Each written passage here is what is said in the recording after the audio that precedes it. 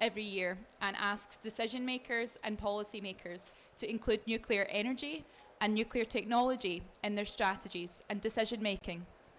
This year we have a delegation of 98 youth volunteers asking this message. Right now we have a flash mob happening and we have lots of activities going on for 2 full weeks at COP. And today we have this panel at the UK Pavilion on small modular reactors.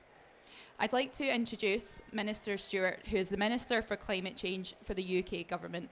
His focus includes many things on the climate, notably nuclear, net zero and hydrogen. Minister Stewart.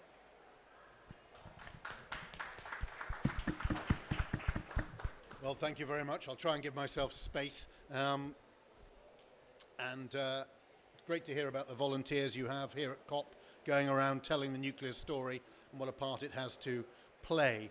I think my title's changed. I think I was first appointed by previous Prime Minister as the Minister for Climate and then reappointed by this one as Minister for Climate, but I'm now going to be the Minister for Energy and Climate. I think it's a better descriptor and it covers the vast gamut of responsibilities which come in my department, working as I do with the Secretary of State. Delighted to have the opportunity to talk about nuclear energy and the critical role that it plays in our net zero ambitions. We in the UK have understood the awesome power of the atom for almost 100 years. In fact, in 1931, Winston Churchill said, "The coal a man can get in a day can easily do 500 times as much work as the man himself."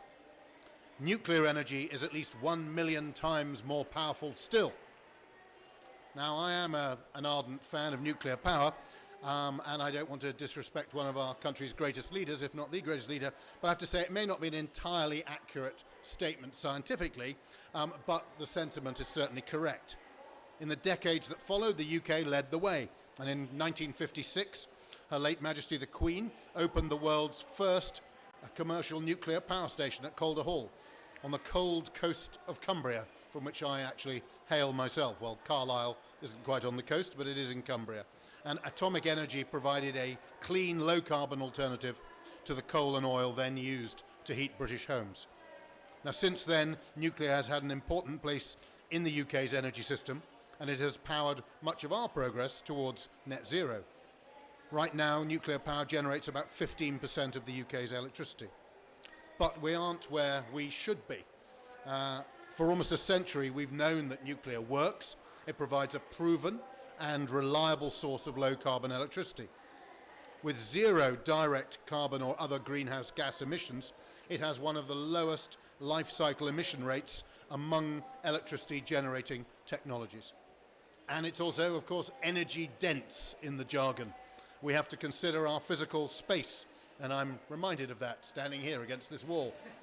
And therefore, along with the environment, physical space are major considerations in how we balance the needs of growing populations with demand for resources.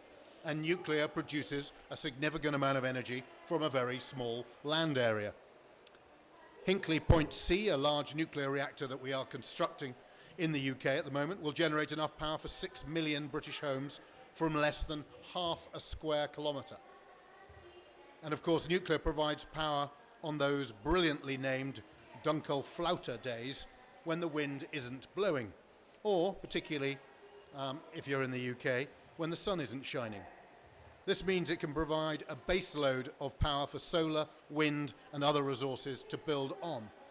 And for all these reasons, we've set out a plan to increase our deployment of civil nuclear to up to 24 gigawatts by 2050, and that should represent around 25% of our projected electricity demand at that point.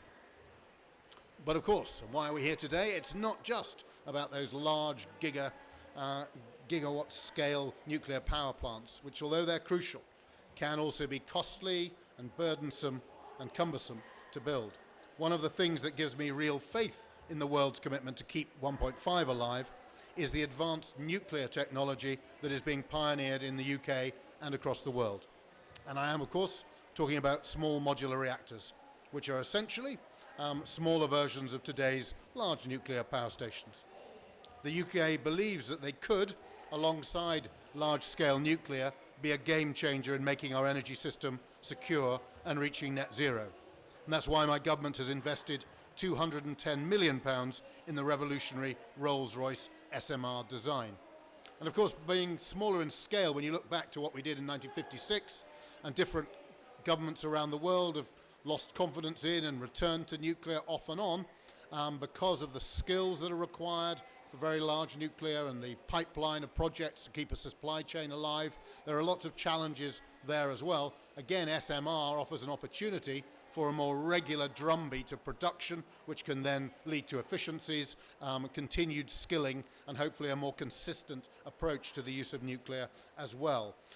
We're joined here by Alistair Evans from Rolls-Royce SMR, and I'm sure he will do a fantastic job of telling you about the possible benefits of SMRs, and I don't want to steal on his space too much.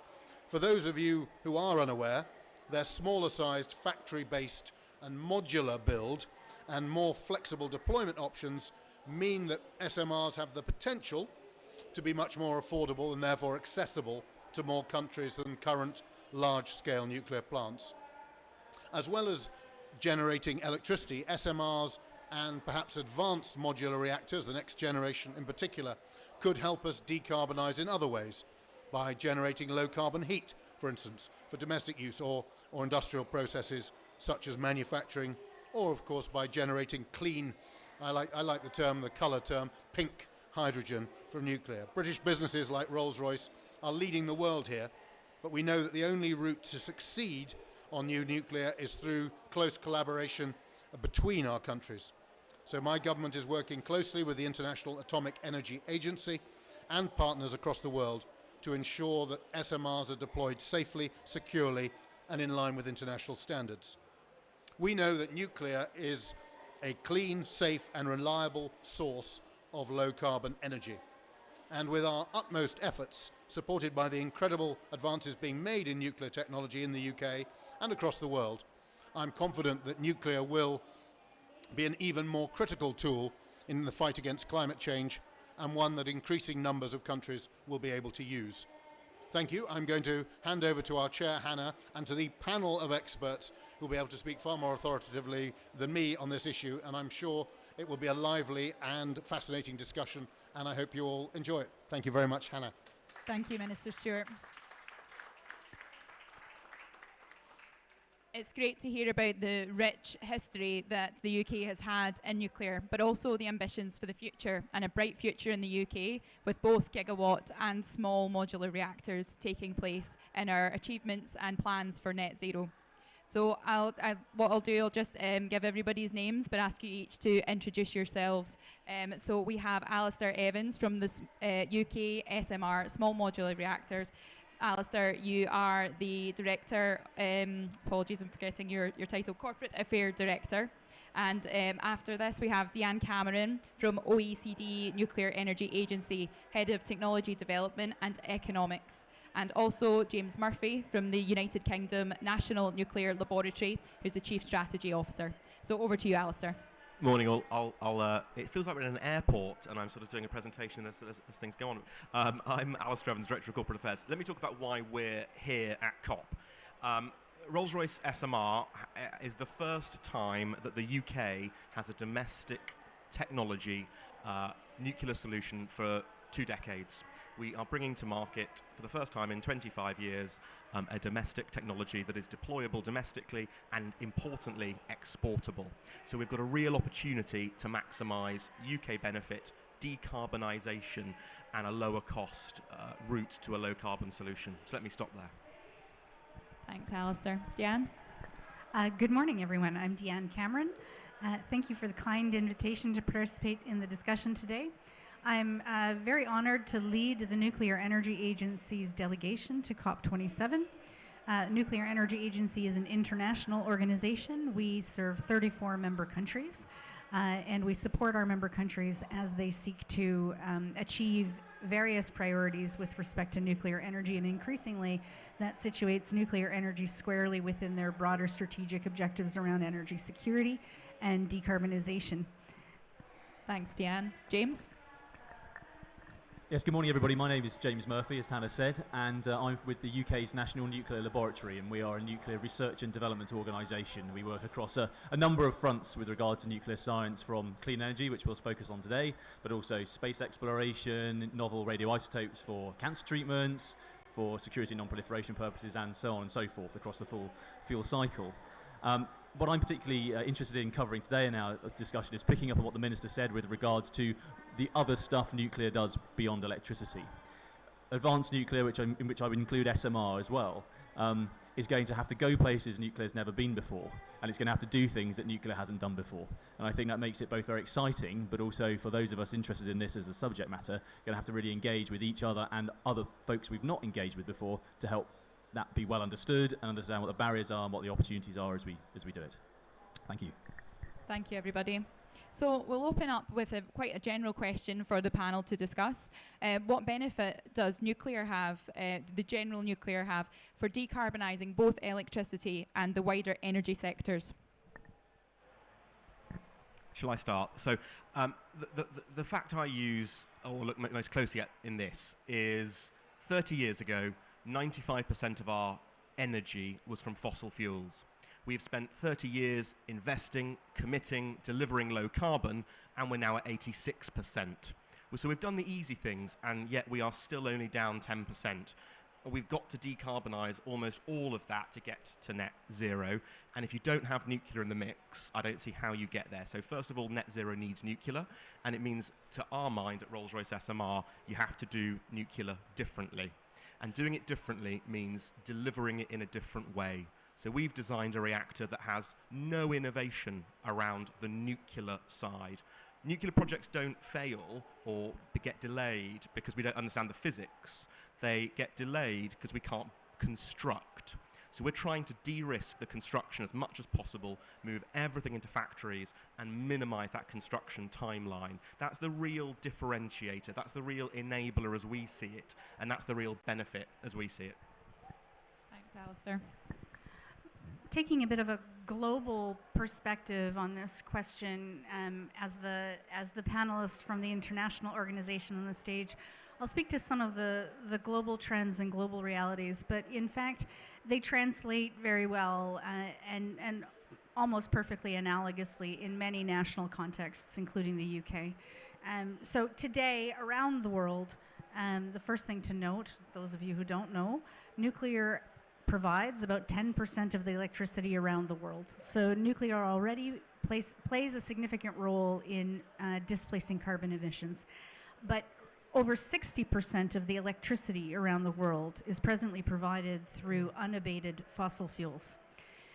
It is impossible to think of pathways to net zero that do not involve significant build out of new nuclear. The numbers speak for themselves.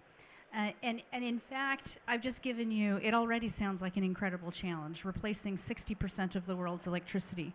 We layer on top of that the fact that demand for electricity is going to grow. And in fact, the decarbonization of electricity is probably the easiest of all the challenges ahead of us. We also need to decarbonize heat for heavy industries, and we need to decarbonize transportation, which could involve some electrification, but is likely to also require synthetic fuels, green synthetic fuels. So against that backdrop, at the NEA, we've done a lot of thinking about what do those pathways to net zero look like, and what is the role of nuclear in those pathways. A lot of organizations around the world talk about pathways to net zero and publish different visions of how we might achieve, how the world might achieve its decarbonization ambitions. 90 organizations have published pathways for the 1.5 degree scenario. And when we look at those 90 published pathways, we note that the average role, on average across the 90 pathways, nuclear triples. Global installed nuclear capacity must triple on average. And so we think that's really the target, and that sort of was the analysis that led us to start thinking about, well, how could nuclear possibly achieve this ambition? How can nuclear around the world, global installed nuclear capacity, triple by 2050? And in order to achieve that very ambitious, audacious goal, nuclear needs to bring everything from its toolkit. That means long-term operation of existing reactors. We cannot be taking reactor fleets offline prematurely before their natural and economic end of life. We also need large-scale new builds of nuclear, gigawatt-scale reactors. We are still needed around the world in many, many contexts. And we're going to need SMRs. And the reason we're going to need SMRs is that not every application can be solved with a gigawatt-scale nuclear reactor. SMRs, some of them are Generation 4 reactors that can bring to the table high temperatures to create high-quality steam, to create high-temperature heat, to decarbonize resource extraction, mining, chemicals production, aluminum, steel, concrete, or cement rather. There are many applications that need heat. And heat and hydrogen. So the hydrogen production, just one quick comment about hydrogen, which is that even there's an enormous amount of excitement around the world and ambition for the role of hydrogen in a net zero future. And it is possible that hydrogen will really take over as a solution to energy storage and as a vector for synthetic fuels. But even if those realities don't come to pass, we still need to decarbonize existing hydrogen production today. 90 million tons, did I get that right? I'm looking to my colleague. 90 million tons of hydrogen is produced today from unabated fossil fuels for synthetic fertilizer production. And we need to decarbonize that. Nuclear can do that. And that's even without looking at hydrogen as an energy solution. That's just hydrogen to support global food production. Thank you, Deanne. When you mentioned the 90 different pathways as well, this is supported by the IPCC that also shows for all of the pathways to meet net zero by 2050, the average increase of nuclear is 300% based on today's. So we already agree this internationally, and it's great to know that not only electricity can be decarbonised, but these wider energy sector, heat sector, industry sectors can be decarbonised with nuclear as well. Over to you, James. Thank you. And I think we'll return to the heat sort of aspect of decarbonisation perhaps later in the discussion, but your question of how can nuclear help with sort of global decarbonisation and how does that link to SMR? One of the things that strikes me is the relative ease comparatively when you go for slightly smaller scale. If we're making the case, and I think we are, that you need a global expansion of new technology, there are going to be new nuclear nations that don't currently operate nuclear. So going from a standing start to operating your very own large-scale gigawatt plant is quite a big step. And it can be done. We're seeing it being done. It's been done in the UAE very recently with Baraka, from nothing to being a nuclear nation. But that is a tough and expensive path to go through. And I think there's opportunities with smaller-scale nuclear to accelerate that in countries that don't have an existing nuclear infrastructure or an existing nuclear sector. And I think that, for me, is where the potential of this technology and nuclear's role in decarbonisation, beyond everything that Deanne has just told us about, I think makes it particularly interesting. But I'll stop there because I suspect we'll get into the weeds of some other bits in a bit. Thank you, James. Thanks, everybody.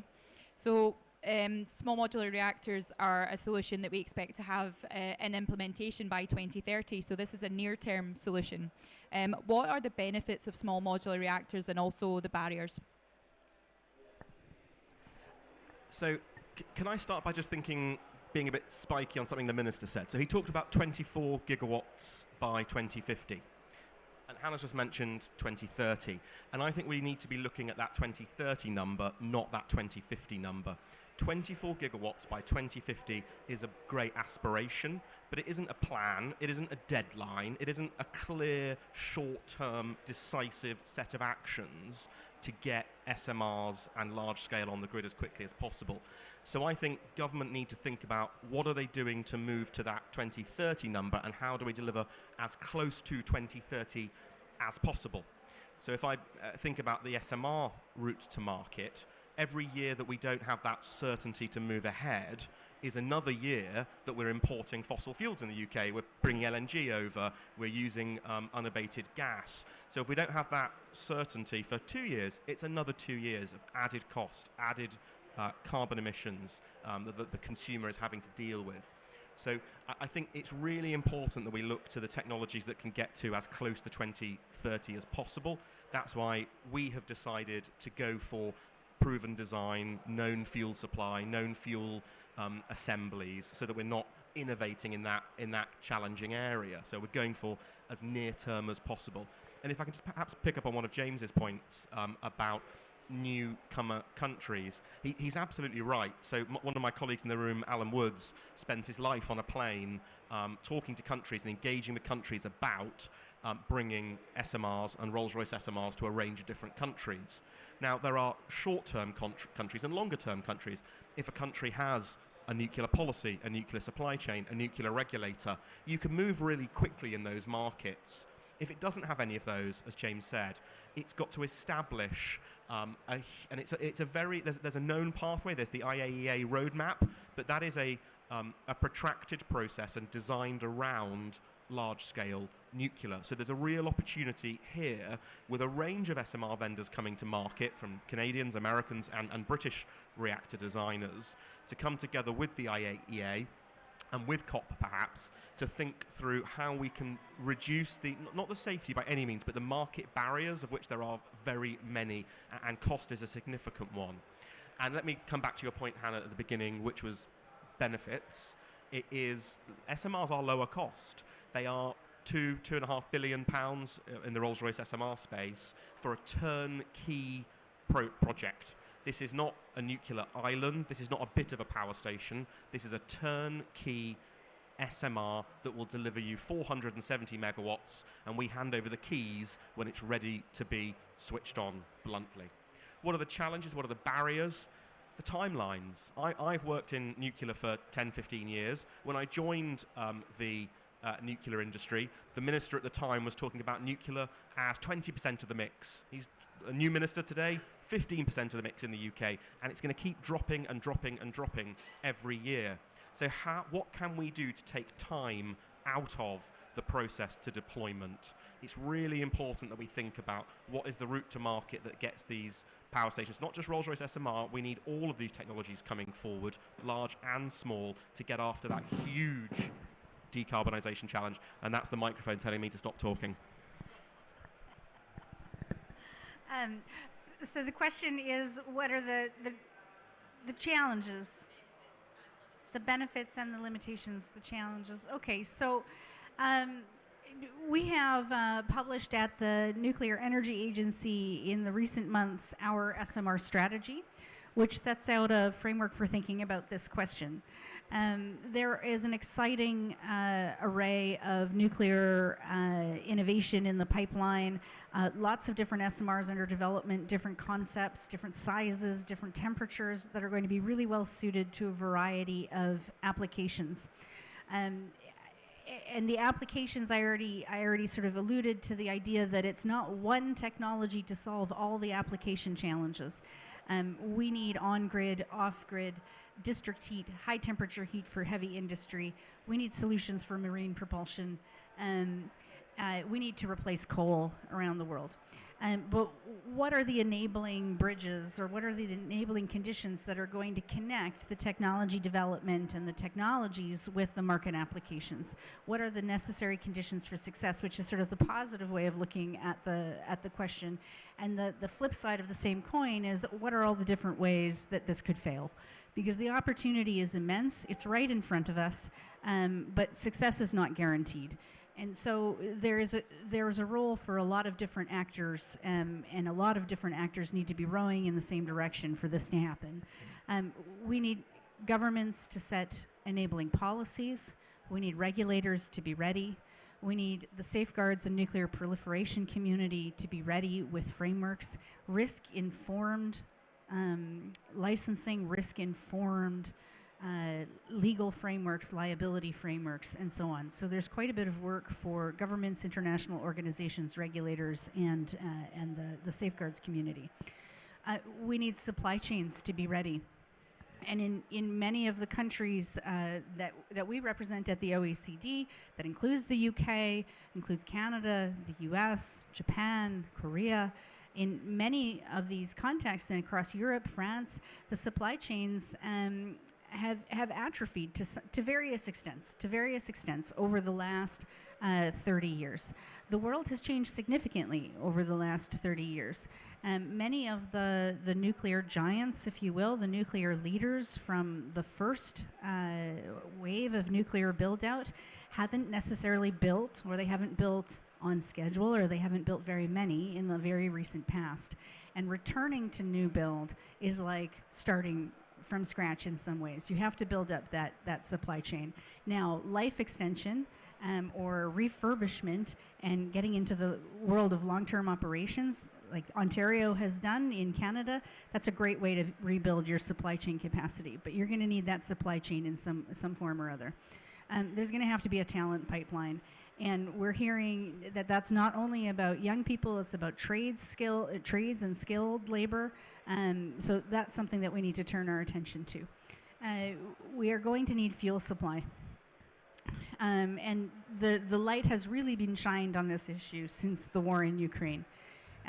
Some of the reactor technologies, the advanced reactor SMRs, are planning to use high assay, low enriched uranium, HALEU. We need supplies of that from non-Russian sources. And so that's a real urgency. That's critical path. And in fact, even those reactors that are planning to use LEU, we need to be paying close attention to the LEU markets. The idea of energy security, security of energy supply chains, this is top of mind for our members right now. And lastly, but certainly not least, competitiveness, economic competitiveness, driving down the costs of nuclear construction and financing of nuclear projects. As a global community, the truth is we actually know how to build nuclear projects on time, on schedule. There are examples of successes. We need to look at who's doing it successfully today, the Chinese, the Russians, learn how are they doing it. We look at the examples of successes in the past. France deployed 56 reactors in 15 years. How did they do that? How do we replicate that? The Koreans have an excellent track record in the UAE. Ontario had a great track record when it built out its fleet. So there are successes, but there are also a lot of recent examples of projects going long over schedule, long over budget. So at the NEA, we spend a lot of time trying to extract the lessons learned out of that. And lastly, just one last pitch on financing is the last condition for success, but also a place that this could all fail to succeed. It could fail to succeed on financing. Climate financing, look, the simple conclusion is this: we need nuclear for net zero, therefore we need to be able to finance nuclear. Therefore, climate finance, green finance, ESG, EU taxonomies, and so on, green bonds, they need to include nuclear. We'll come on to finance in the next question as well, but James. Yeah, thank you. I don't want to repeat anything Deanne said there because it's covered a broad spread, but I think two thoughts occur to me. One is around the fact of needing to enmesh and synchronize the system that will deliver nuclear. All those component parts that Deanne has explored there need enmeshing.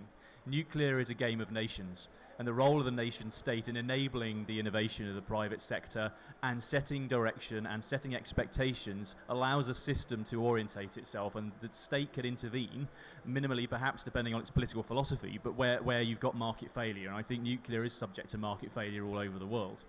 So there is that, for me, a requirement. If you know what is perhaps holding this back is what is that system's view of what needs to be true to implement that. And I think that's a real urgent issue because, well, look where we are. You know, the issues being discussed around us today are about humanity facing into this existential crisis to which it needs to run at pace with clarity and with dedication if we're going to have any chance of success. So therefore, where do you see that example of wanting clarity and enmeshment and synchronicity within a system to do it within nuclear? And I think that's a missing part of the machine at the moment, which I think is a problem for us. Connected to that is, Deanne touched on the skills base. A global expansion of nuclear, just a national expansion of nuclear is going to put enormous strain on the existing skills base. We know there are many thousands of people who don't exist today that will be required to hit just the UK's ambitions. Globally, that's going to multiply still. So again, taking a systems thinking sort of view to it, how early are we intervening within the education system, within policy, to create that pipeline of talent? Because it's fantastic that there's the aspiration, but who's going to build them? Who's going to run them? They don't currently exist. And I think that's a real pressing concern, no matter what money is available or what policy does to support the deployment of nuclear. Fantastic. Thank you very much. A really interesting conversation here. And it sounds like we have the technology developed, and then actually the barriers are really in the policy, the financing, and the skills development across the globe. And that neatly takes us on to a little bit more about the financing. How will we finance small modular reactors? So I always start questions about financing very flippantly, which is my job is to make myself redundant. You shouldn't need me and a team going into government to try to agree deals, to get structured interventions. So this has to move to being a market commodity. And it's a flippant start, but it's true. We have to move to the point where companies are taking decisions to invest in SMRs to decarbonize their infrastructure, to decarbonize their data centers, because it's a risk that they can sell power into the market. But how do we do it in the short term? Well, we have to bring to market a solution and deliver in the market on time and on budget. And we need to do that with UK government support for our first units. But once we've demonstrated that, and once we're into that process, and once other countries can see that we're delivering against milestones and delivering against our commitments, that's the point at which we can effectively move to a more efficient market in which decisions are made in boardrooms and not in Whitehall. And again, that means that it changes the timelines, and it changes the structures, and it changes the thinking about nuclear power. And it's really important that we try and move to that place as quickly and efficiently as possible. Apologies. I worked in the oil and gas sector very briefly, and it was a very simple world in which if you wanted to go and build a floating LNG facility that cost £2 billion, you got in a boardroom and you took that decision. You weren't going to the government or to the host government to try and intervene. You took decisions on your balance sheet, and again, that's I think where we need to get to. This is not a simple question, but it's definitely a good question. So I think it's a question that has a range of answers that depend on the context. So there are several models being contemplated for sharing of the risk in SMR projects. And I have a team of economists back in Paris who are actively looking at those different models for financing SMRs. We hope to be able to publish some conclusions next year. So at this point, I'll just share some early reflections as our empirical analysis is still underway. A couple of principles. One of them is that markets need to value what matters. We need to measure what matters because we manage what we measure, and markets need to value what matters to the citizenry, which means not just, well, it means dispatchability, it means putting a price on carbon, it means valuing capacity, it means valuing security. Policies and governments, and I think this is easy to understand, and I think it's not a difficult argument to make in the wake of the war in Ukraine, need to recognize that energy infrastructure is critical infrastructure, and it goes to the fundamentals of national security, prosperity, and economic development for a nation. And when you start thinking about energy infrastructure as a strategic asset in the national interest, then you think differently about the role of the state versus the role of the private sector in managing and financing those projects. And so that's a part of, I think that the world and governments around the world, at least until, at least as long as memory, as long as we don't forget, so we hope at least for several decades, are never going to be thinking about energy policy, energy markets the same way following the war in Ukraine. taking a systems level perspective to understanding the costs of energy. We have to be looking beyond plant level costs, beyond levelized cost of energy production at a site. We have to be looking at grid level costs, the costs of storage, the costs of compensating for variability and intermittency. And when we start taking that systems level view and we start taking a strategic view and a longer term view, the economics of nuclear actually start to speak for themselves. It becomes clear that nuclear is economically competitive in a market that values what matters. And then I think we need to be looking then, having come to those conclusions, at what are the various policy and financing instruments out there. The green bonds, the taxonomies, ESG, multilateral development finance, climate finance, all of these instruments need to be sort of technology or solutions agnostic, and they need to be, those good policy is defined by the outcomes, not by the inputs. So good policy does not prescribe the technology solution. It rather mandates the outcome of the project. And once we do that, I think financing for nuclear is going to become an easier path, including financing for SMRs. Sure how wise it is for the nuclear science guy to talk about finance, but I'm going to do it anyway. And that's to reflect on some conversations I've had lately within the investor community, not as a consequence of my day job, but just of some other stuff I'm involved in. And you forget that beyond the spreadsheets and the numbers, there are people with opinions and beliefs. And I've been very struck talking to some very large investors in the UK, where their internal ESG teams are very divided on whether they should invest in nuclear. So you can put all the structural financial instruments in place that you want, but these are still people making choices. And I think that is something we shouldn't lose sight of, because there is a philosophy in there, and that goes back to the public understanding of and appreciation for nuclear technology. And that still isn't where it needs to be. And there's a role for all sorts of us, organisations and individuals in that, but the money won't just sort of come out of a hole in a wall if we create the policy for it. There are still people in there, and they may be anti, and we have to explore why they're anti. So whilst I'm not in no position to talk about how you finance these things from a infrastructure investment point of view, I am very much aware that public understanding of nuclear isn't where it could be, and therefore people making decisions in investment houses are going to have different views. Maybe one more point to surface, which is about SMRs and financing of SMRs.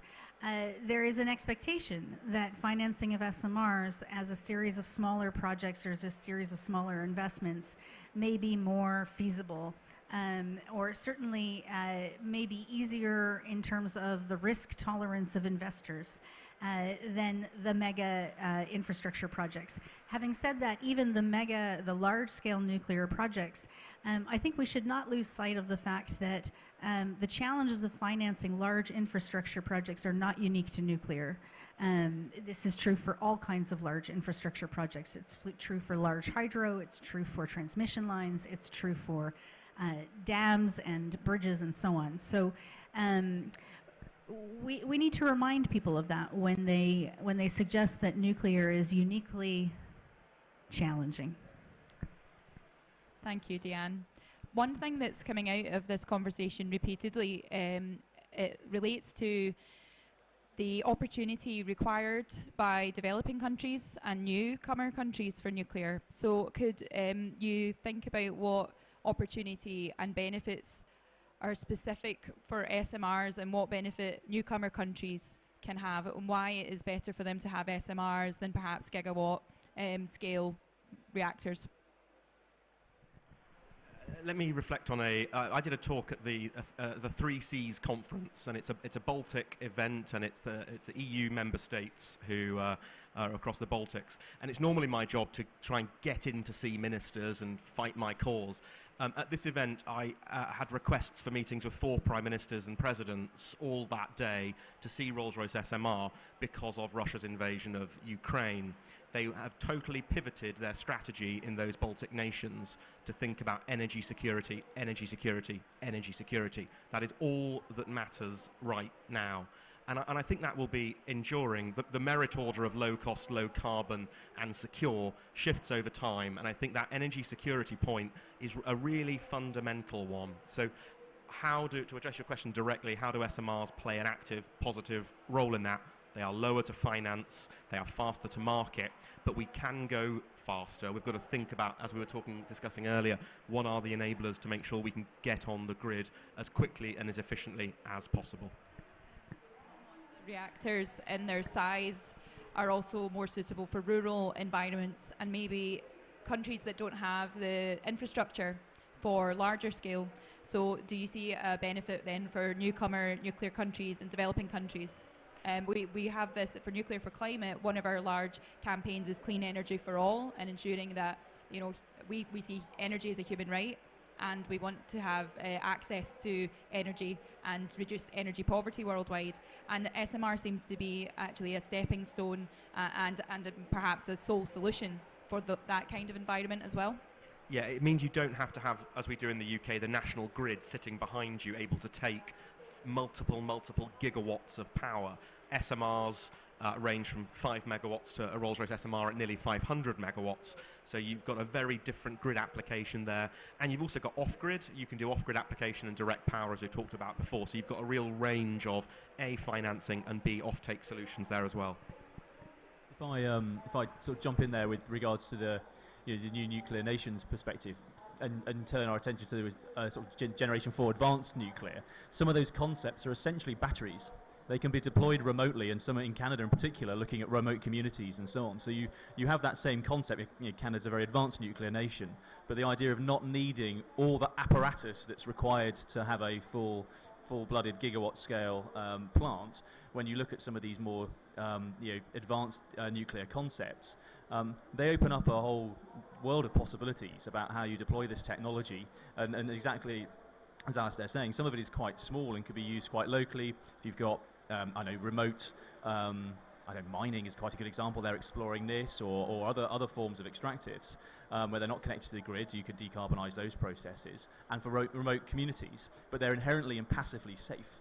So you don't need humans to necessarily even run them. They could just essentially serve as a battery. And I guess sort of reimagining the role of nuclear and reimagining how you could deploy nuclear.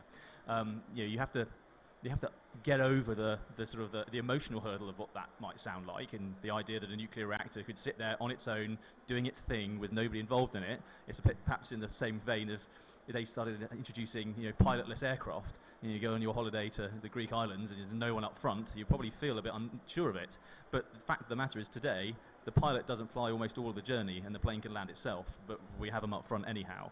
So there's some interesting steps to be taken there, but I think the advanced nuclear technologies in particular open up a whole load of opportunities there because they don't require that infrastructure and that apparatus.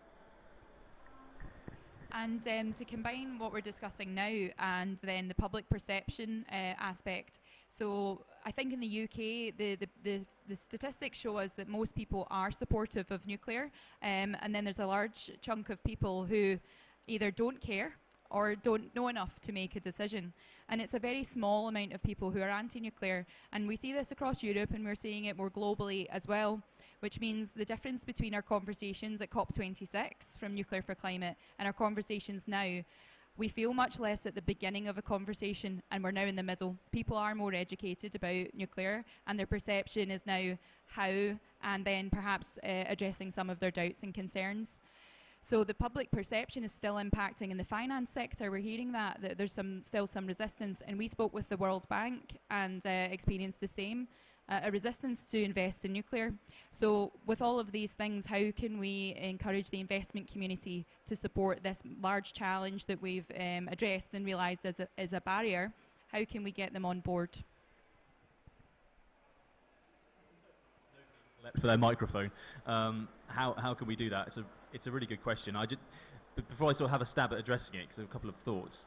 I think you're right about the trend in the UK, certainly. And in a way, you shouldn't want people to really care.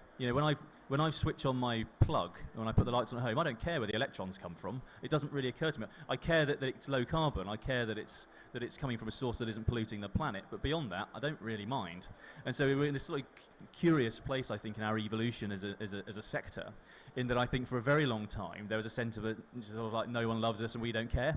And then it was no one loves us, actually we do care, and now we want to be loved. But I'm not sure any of that really matters. It's about unlocking investment in nuclear and getting it deployed. Whether or not we're known, appreciated, liked or not, I don't think really matters.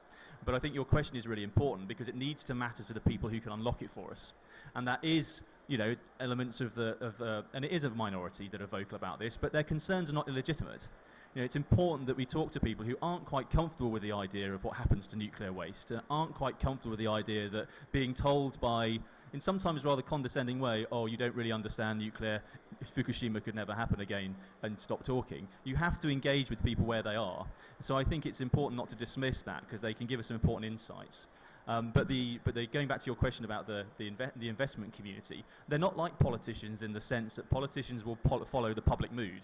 If the public mood is more pro-nuclear, you can see the politicians following in behind, and you think, well, okay, it's not a vote loser. I'm not sure it's a vote winner, but I'm not going to be anti against it. The investors don't really have that same sentiment, so what are they following? And I think it is really following the money. They have to be reasonably assured that these infrastructure investments will return the growth that they expect to see, that they can be built to cost and to time and to quality and all those things. And it's exactly as Alistair was saying, you do that, you prove that by doing it. So you enable deployment, and Minister Stewart said it himself about the role of the state. If you can prove you can do it, you will unlock, there is plenty of capital out there, there is plenty of capital looking for a good home. We just need to start building to demonstrate that we've got this and we can do it, and then I think they'll come to the party. Thank you, James. I think that was very fair comments. There are still a number of financiers who are sort of sitting on the sidelines, taking a little bit of a wait-and-see approach.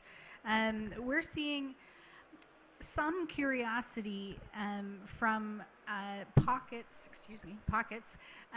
in some of the larger banks and some of the larger pension funds, some of the development banks as well as the investment banks that are sort of quietly starting to ask for briefings.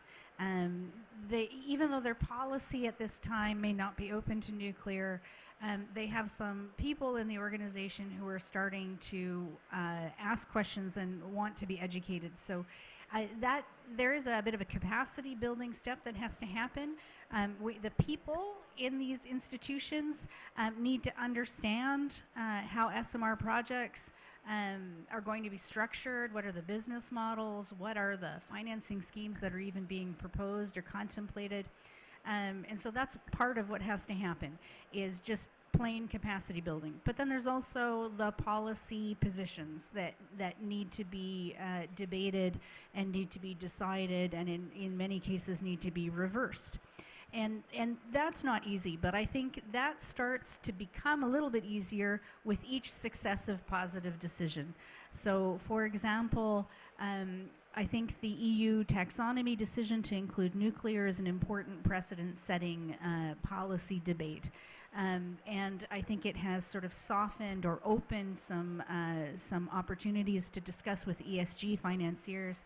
I think that there have been a couple of really important green bond announcements that are again going to start to soften and open that space for discussion. So I don't want to suggest that with the first domino all the others will necessarily fall, but rather I think each successive debate becomes a little bit easier. And I think that as what we have seen coming from the path from COP26 to COP27, and I hope the momentum and the trend continues as we move to COP28, the seriousness of the conversation is much greater. As the deadlines for the targets and as the realities of energy security challenges become more immediate and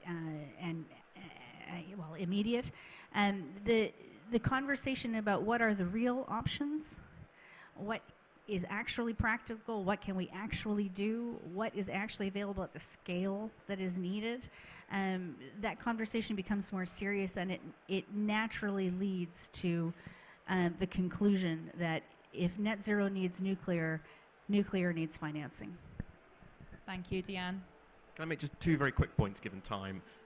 First one's predictability, and second one is taxonomy. But taxonomy is a complicated word for a simple concept, confirming that nuclear is a low-carbon source of energy, source of power, and taxonomy and MIFID and Solvency II, and it all gets very complicated. But it's a very simple concept that we recognise nuclear as part of the low-carbon solution. So getting that confirmed in the EU was important. Getting it agreed in the UK will be important. And again, it just makes an investor's life easier. It means that when they go to their investment board, they're not having to argue for doing something that's against the status quo. So it's really important we get that done as quickly as possible. First one was on predictability. So again, investors, there's a different risk profile to me building one SMR or building 100 SMRs. That predictability, that certainty, that roadmap, that confirmation and comfort that there is policy support, that there is commitment from HMG, that there is commitment domestically and there's export, has got a very different financing look and feel to it than a single one-off commitment that doesn't have UK government support. So predictability, as I said earlier, moving away from the sort of long-off 2050 targets or goals to short-term tactical, how do we get there roadmaps. I think once we get to that place, that's where investors can get comfortable.